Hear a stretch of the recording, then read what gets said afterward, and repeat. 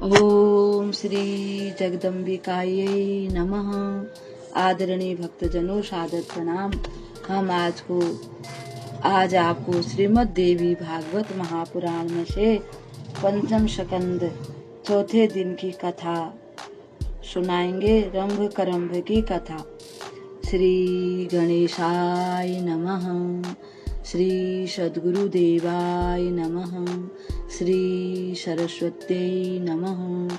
या देवी सर्वभूतेषु शक्तिरूपेण संस्थिता नमस्तस्यै नमस्तस्यै नमस्तस्यै नमो नमः।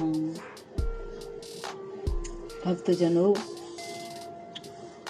श्री जन्मेजय महाराज श्री व्यास जी से पूछते हैं, हे प्रभु, भगवती योगेश्वरी के चरित्र को बताने की कृपा करें। उन्होंने कौन कौन से चरित्र किए, किस किस समय पर उन्होंने अवतार ग्रहण किया और क्या क्या उस समय चरित्र किए, ये सब हम जानना चाहते हैं। तब व्यास जी कहते हैं, राजन, पुराने समय की बात है। इस पृथ्वी पर महिषासुर नाम का एक राजा था। महिषासुर ने कठिन तप करके ब्रह्मा जी से किसी के भी हाथ से न मरने का वरदान मांग लिया। ब्रह्मा जी ने उसको वरदान देते हुए कहा कि तू किसी देवी यानी कन्या के हाथ से मारा जाएगा और उसके अतिरिक्त तुझे कोई नहीं मारेगा। राजा जन्मेजय ने पूछा, महिषासुर किसका पुत्र था? उस बलवान दैत्य की उत्पत्ति कैसे हुई? उसे महिष का रूप कैसे मिला? मुझे बताने की कृपा करो। महर्षि व्यास जी ने बताया, दोनों के संसार प्रसिद्ध यानी जो पूरे संसार में प्रसिद्ध है, रंभ और करंभ नाम के दो पुत्र हुए थे। उन दोनों की दानवों में बड़ी प्रतिष्ठा थी, परंतु वे दोनों संतानहीन थे। इसलिए पुत्र प्राप्ति के लिए दोनों तपस्या करने लगे। पंचनद के पवित्र जल में उनकी तपस्या प्रारंभ हुई। करंभ जल में बैठकर बहुत कठिन तपस्या करने लगा। रंभ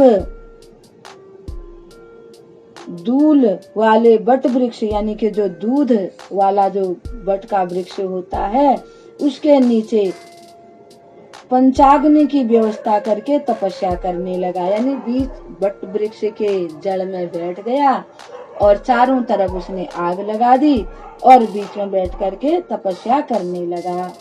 दोनों दानवों की स्थिति ज्ञात होने पर शचीपति इंद्र स्वयं पंचनद गए। उन्होंने ग्रह का वेश रखकर जल में प्रवेश किया तथा तपस्या में लीन करंभ के पैर पकड़ लिए। इंद्र के इस प्रयास से दुराचारी करंभ की जीवन लीला समाप्त हो गई।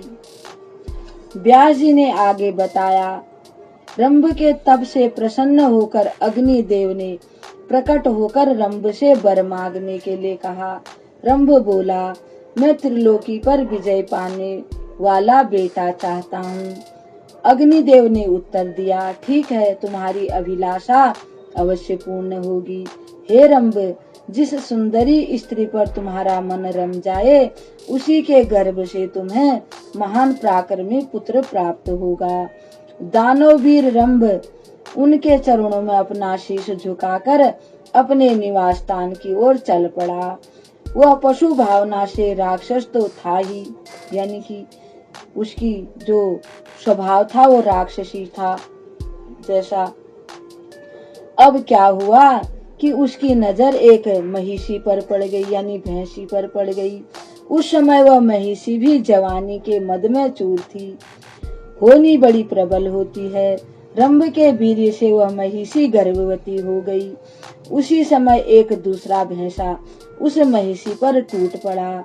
इसलिए रंभ उस भैंसे को भगाने के लिए बढ़ा। इस पर उस भैंसे ने अपने पैने सिंगों से रंभ के हृदय पर आक्रमण कर दिया। इससे रंभ के प्राण शरीर से निकल गए।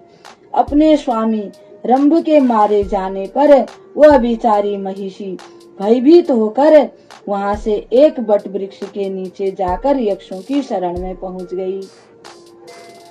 उस महिषी की रक्षा हेतु यक्ष भैंसे का सामना करने के लिए यानी उनको मारने के लिए तैयार हो गए। यक्ष उस भैंसे पर बाणों से आक्रमण करने लगे, क्योंकि वह भी किसी यक्ष की ही पुत्री थी। उसको किसी मुनि का श्राप लग गया था, इसलिए वो भैंसी बन गई थी। उसे एक बाण ऐसा लगा कि उसके प्राण पखेरु उड़ गए। वह प्राणहीन होकर पृथ्वी पर गिर पड़ा। रंभ यक्षों का परम प्रेमी था, अतः रंभ का दाह संस्कार करने के लिए उसे चिता पर रख दिया गया। पति के मृत शरीर को चिता पर देखकर उस महिषी के मन में भी पतिव्रता की भावना जागृत हो गई। इस कारण वह भी पति के साथ चिता पर बैठकर सती हो गई। उसी समय चिता के मध्य भाग से महाबली महिषासुर निकल आया। रंभ की एक और दूसरा शरीर धारण करके रक्त बीज के रूप में चिता से निकला। इस प्रकार रक्त बीज और महिषासुर की उत्पत्ति हुई। हे राजन जन्मेजय, महिषासुर देवताओं, दानवों और मानवों में सबसे अवध्य था। उसको कोई नहीं मार सकता था, न दानव, न मानव, न राक्षस। महिषासुर एक छत्र राज का उपभोग करने लगा। वरदान के अभिमान में चूर होकर उसने स्वर्ग पर विजय प्राप्त करने का निश्चय कर लिया। भक्तजनों, अब इस कथा को यहीं पर विराम देते हैं। कल एक और कथा के साथ आपके सामने उपस्थित होंगे। तब तक के लिए हम आपको प्रणाम करते हैं। ओम श्री जगदम्बिकायै नमः।